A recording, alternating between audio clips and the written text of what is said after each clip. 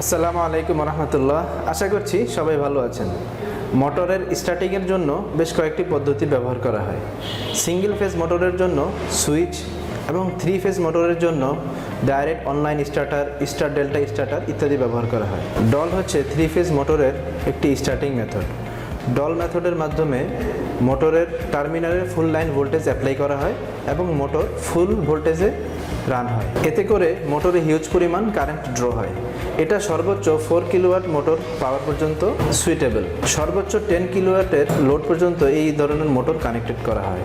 আমি মিসবাউদ্দিন আজ আপনাদের সঙ্গে ডাইরেক্ট অনলাইন বা ডল স্টার্টিং মেথডের পাওয়ার ডায়াগ্রাম অটোক্যাড ইলেকট্রিক্যালের মাধ্যমে ড্র করব। তো চলুন শুরু করি। প্রথমে ইনসার্ট ওয়্যার বা ওয়্যার নাম্বার এই প্যানেলের মাল্টিপল বাস থেকে মাল্টিপল বাস সিলেক্ট করে এখানে 3 ফেজের একটি বাস নিব। হরাইজন্টালি নিতে চাইলে এখানে হরাইজন্টালি এই রেডিও বাটনটা আমরা ক্লিক করব, দেন ওকে দিয়ে দিব। তারপর হরাইজন্টালি আমি একটি 3 ফেজ বাস নিয়ে নিলাম।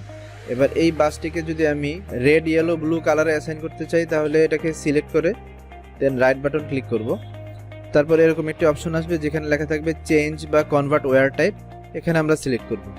সিলেক্ট করলে একটি বক্স আসবে, সেই বক্সে কিছু ওয়্যারের নাম্বার, ওয়্যারের কালার, ওয়্যারের সাইজ এগুলি অলরেডি ইনসার্ট করা আছে। আর যদি না থাকে তাহলে আমরা এখান থেকে করে নিতে পারবো। তো এখানে করা আছে যেহেতু, তাই আমি রেড বাটনটাই এখান থেকে রেড কালারটা নিয়ে নিলাম, দেন ওকে দিয়ে দিলাম। তারপর এন্টার করে দেব। এই 3 ফেজের একটি লাইন রেড কালার হয়ে গেল। এবার নেক্সট কালারটি আমি ওই ইয়েলো চুজ করব, সেজন্য আবার সেম সিলেক্ট করে রাইট বাটন ক্লিক করব। এরপর চেঞ্জ বা কনভার্ট ওয়্যার টাইপে সিলেক্ট করে ইয়েলো বাটনটা সিলেক্ট করে ওকে দিয়ে দিব।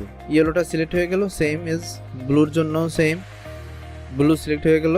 এরপর আমি অ্যানাদার একটি বাস নিব, সেম মাল্টিপল বাস এই অপশন থেকে গিয়ে অ্যানাদার বাস এই রেডিও বাটনটা সিলেক্ট করব, দেন ওকে দিয়ে দিব।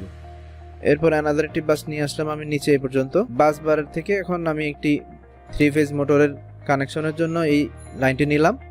এরপর আইকন মেনুতে গিয়ে আমি 3 ফেজ মোটরের সিম্বল আছে, আমি সেখান থেকে এই যে মোটর কন্ট্রোল, এখানে গিয়ে 3 ফেজ মোটরের জন্য সিম্বলটা নিয়ে আমি বসিয়ে দিব। এরপর এরকম একটি বক্স আসবে, এই বক্সে মোটরের ইনফরমেশনগুলি দিতে হবে। এখানে লিখে দিলাম মোটর, আর রেটিং দিতে পারি, এখানে আমি দিতে পারি 4 কিলোওয়াট। আপডেট করে দিলাম। এই মোটরটি 3 ফেজের সাথে অটোমেটিক্যালি কানেক্টেড হয়ে গিয়েছে। এরপর আমি একটি সার্কিট ব্রেকার বসাবো মোটরের জন্য। সেম আইকন মেনুতে গিয়ে ফিউজ সার্কিট ব্রেকার এই অপশনে গিয়ে সার্কিট ব্রেকারের এই অপশনে গিয়ে 3 পোল সার্কিট ব্রেকার বা 3 ফেজ সার্কিট ব্রেকার বসাবো আমরা। এখান থেকে 3 পোল সার্কিট ব্রেকার নিলাম, যে কোনো একটি লাইনের উপরে সিলেক্ট করে বসিয়ে দিব। দেন যেহেতু আমি সর্ববামের লাইনটিতে বসিয়েছি, তো ডানে আরও দুটো লাইন আছে, সেই লাইনেও বসবে, সেজন্য আমি এখানে রাইট সিলেক্ট করে দিব। কম্পোনেন্ট ট্যাগ এখানে সার্কিট ব্রেকারের ইনফরমেশনগুলো দিয়ে দিব, যেমন এমসিবি দিয়ে দিলাম। এরপর রেটিংটা দিয়ে দিতে পারি 100 অ্যাম্পিয়ার, ওকে দিয়ে দিলাম। এটি আপডেট হয়ে গেল। এখন আমি চাইলে এখান থেকে এই অ্যাট্রিবিউটগুলো, অনেকগুলো অ্যাট্রিবিউট আছে, সবগুলি না রেখে যে কোনো একটা রাখতে পারি, বাকিগুলো আমি হাইড করে দিতে পারি। সেজন্য কম্পোনেন্টটা সিলেক্ট করে রাইট ক্লিক করলে অ্যাট্রিবিউট নামে একটা অপশন আসবে, এখান থেকে হাইড অ্যাট্রিবিউটে ক্লিক করে আমি এই অ্যাট্রিবিউটগুলোকে আমি হাইড করে দিলাম। এখন দেখতে একটু সুন্দর লাগতেছে। এমসিবি 100 অ্যাম্পিয়ারের একটি এমসিবি আমি এখানে ইউজ করেছি। এরপর ডাইরেক্ট অনলাইন বা ডল স্টার্টিং মেথডে একটি এমসিবির পাশাপাশি একটি ম্যাগনেটিক কন্ট্যাক্টর ইউজ হয় এবং একটি ওভারলোড ইউজ হয়। তো আমরা সেগুলো এখন ইনসার্ট করব। সেম আইকন মেনুতে গিয়ে ফিউজ বা সার্কিট ব্রেকার এই অপশনটিতে সিলেক্ট করে সার্কিট ব্রেকার বা ডিসকানেক্টর, এখানে গিয়ে 3 পোল ডিসকানেক্টর বা এটাকে আমি ম্যাগনেটিক কন্ট্যাক্টর হিসাবে ব্যবহার করতে পারবো। এটাকে সিলেক্ট করে আমি বসিয়ে দিব যে কোনো একটি লাইনের উপরে সিলেক্ট করে বসিয়ে সেম রাইট ক্লিক করব, রাইটে ক্লিক করব। এরকম একটি বক্স আসবে, এই বক্সে আমি ম্যাগনেটিক কন্ট্যাক্টরের ইনফরমেশনগুলো দিতে পারি। এখানে আমি লিখতে পারি এমসি, মানে হচ্ছে ম্যাগনেটিক কন্ট্যাক্টর, দেন ওকে দিয়ে দিলাম। একটি ম্যাগনেটিক কন্ট্যাক্টর বসিয়ে দিলাম। এরপর ওভারলোড বসাবো। ওভারলোডের জন্য সেম আইকন মেনুতে গিয়ে এখানে ওভারলোড রয়েছে, এই ওভারলোডটা আমরা সিলেক্ট করব, যে কোনো একটি লাইনের উপরে বসিয়ে দিব। এটা হচ্ছে সিঙ্গেল ফেজ ওভারলোড, তাই আমি এখানে একটি ওভারলোড একটি লাইনেই বসাতে পারবো। তো ওভারলোডের ইনফরমেশনগুলো দিয়ে আমি ওকে দিয়ে দিলাম। দেন সেম বাকি দুটো লাইনের জন্য আমার ওভারলোড বসাতে হবে।